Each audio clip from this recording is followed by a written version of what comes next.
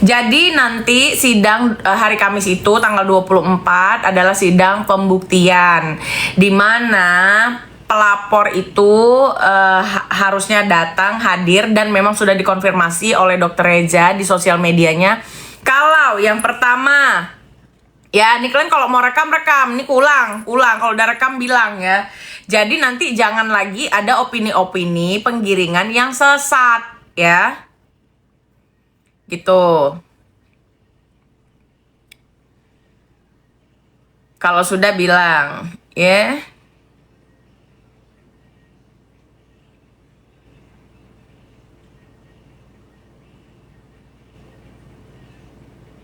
Nah, begini, jadi untuk sidang pembuktian di tanggal 24 hari Kamis, Dr. Reza Gladys sudah mengumumkannya di sosial media beliau, ya. 1, baru dikirimkan undangan. Jadi untuk selama ini kalian yang bilang kalau Dr. Reza Gladys itu pengecut lah, ini itu tidak datang di persidangan, itu bukan karena dia tidak mau datang, tetapi baru sampai undangan, ya. Karena yang pertama itu kan kalian urutan sidangnya kan kalian tahu kan, ada berapa kali sidang itu, dan 2-3 kali sidangnya adalah eksepsi, ya kan, pengajuan eksepsi, ya, bantahan JPU, ya, lalu putusan hakim untuk eksepsinya, kan 3, ya kan. Nah, jadi di sana tidak dibutuhkannya seorang Dr. Reza Gladys untuk hadir. Itu dulu. 1 ya, udah ya. Jadi opini penggiringan ini kita luruskan dulu. Jangan hanya melihat kalian, oh karena gue suka Nick Mir, oh karena dia benci Nick Mir. Enggak kayak gitu. Gue harus menjelaskan kepada kalian proses yang benar. Jadi nanti terserah kalian mau dukung Nick Mir, kalian mau dukung Mail, kalian mau dukung Dr. Reza, kalian mau dukung siapapun, ya. Yang pasti gue tidak menyarankan ke siapapun untuk mendukung si Topeng, kan kayak gitu, ya. Karena apa? Karena gue punya kesimpulan setelah gue melihat seluruh ina-inunya, ya. Oke. Nah, lanjut. Yang kedua, Dr. Reza Gladys telah bilang di sosial medianya bahwasannya dia pasti datang ke persidangan. Kenapa dia harus datang? Kalau dia tidak datang, itu tandanya dia tidak menginginkan persidangan ini. Maka dia buktikan dengan harusnya dia datang untuk melanjutkan persidangan ini. Ya, melanjutkan pembuktian. Gitu. Udah? Jelas? Jelas kan? Nah, nanti di sidang pembuktian barulah semuanya ngumpul. Seluruh nama yang ada di dalam dakwaan, mau itu O, mau itu S, mau itu M, mau itu Dr. Reza gitu ya. Semua nanti dihadirkan secara berurutan sesuai dengan waktunya. Maka ketika persidangan ini adalah persidangan terbuka, berarti seluruh audiens atau yang datang itu bisa menyaksikan keterangan, bukti-bukti, rekaman, ya. Baru kita tahu di sana siapa bandit-banditnya. Begitu. Halo Bang Benz, thank you Bang Benz. Nah, sampai sini dulu nih. Sampai di sini dulu. Jadi ini membuktikan bahwasannya Dr. Reza Gladys tidaklah takut menghadapi S, O, N dan lain sebagainya, A sampai Z. Ya, nanti di sana seluruh yang datang, pelapor maupun terlapor maupun saksi-saksi itu akan berdegup kencang. Kenapa? Semua kesaksian yang tidak benar dan semua bukti yang terbukti akan dipertanggungjawabkan. Ya. Mau siapapun dia, entah dia pelapor, entah dia terlapor, entah dia saksi, begitu. Paham kalian? Topeng bakal kena nggak sih Kak? Si Topeng ini memang mulutnya sedikit lemes, bukan sedikit, banyak sekali. Nah, cenderung seperti bukan bukan yang bergelar profesinya gitu loh. Ya, dari caranya berbicara, etikanya kurang. Minus banget.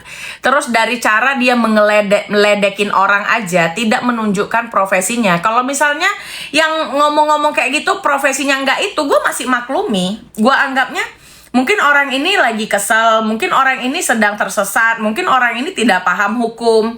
Tapi kalau misalnya dia yang seorang bergelar dan berprofesi di mana di Indonesia ataupun di dunia ini mengakui bahwasannya profesi tersebut adalah profesi yang mulia, ya. Udah pasti orang-orang yang sekolah di profesi itu bukan orang-orang yang normal. Kenapa? Otaknya pasti cerdas, ya. Yang kedua, etikanya sudah teruji. Karena mereka juga di dalam profesinya ada kode etik, begitu. Ya. Ada kode etik, jadi sudah bisa gua simpulkan bahwasannya si Topeng ini adalah orang yang tidak bermoral di profesinya. Karena apa? Karena ya banyak lah video beredar tentang gimana cara dia ngejein orang, sarkazemnya, satirnya, kelakuannya gitu kan. Apalagi ada video yang, "Dek, kita jumpa, Dek." Ada videonya, tunggu belum gua naikkan aja karena terlalu crowded ya. Terlalu crowded algoritma membahas DJ Panda dan Erika, sehingga itu gua urungkan dulu daripada tidak FYP begitu. Tujuannya FYP apa? Agar pesan tersampaikan. Kalau nggak FYP ya percuma. Tapi kalau FYP itu nggak dapat duit, itu salah. Karena di TikTok nggak ada monet. Dan gua bukan affiliate. Dan gua tidak menerima endorse. Ya. Paham? Kakak datang nggak besok Kamis? Insya Allah datang. Bella, salam dari Medan. Siap. Untuk Kim gimana tuh? Kim gue nggak tahu. Yang gue tahu di video beredar adalah Kim itu pernah diajak kerjasama dengan si Topeng. Kan gitu. Ya. Untuk selanjutnya, gini loh. Kebenaran itu udah pasti ada buktinya. Dan yang terbukti itu sudah pasti benar. Itu aja.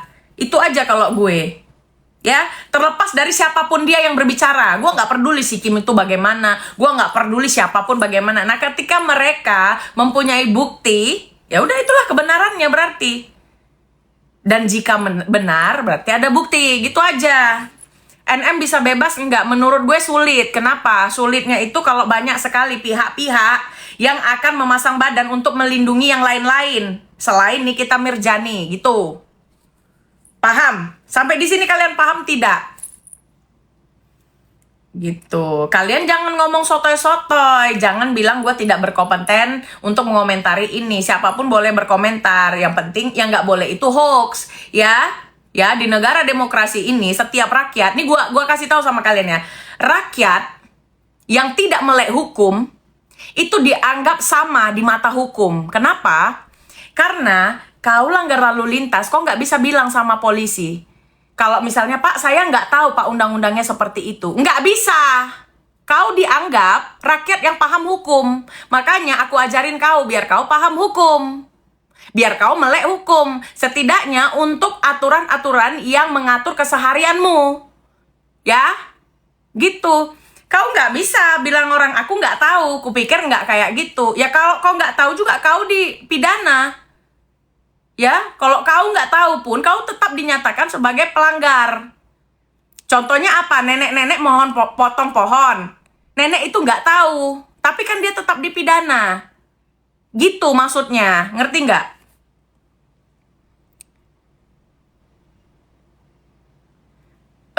Menurut gue, Nikmir ini sulit bebas menurut gue ya, menurut gue sulit bebas. Kalau gue lihat kronologinya, ini kalian lepaskan dulu kebencian gue dengan Nikita Mirjani ya, agar nyambung ceritanya. Jadi namanya juga kan ini perspektif itu berbeda-beda dari setiap orang gitu loh. Ada yang mencintai dia, juga jangan buta terhadap proses ini gitu loh, gitu.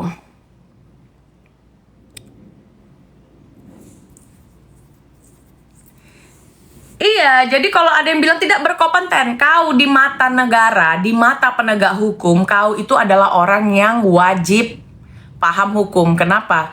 Kau nggak tahu, ya kan? Tapi karena kau melakukannya, kau tetap dipenjerong. Ya, nggak bisa di sana kau bilang aku nggak tahu Pak, nggak bisa.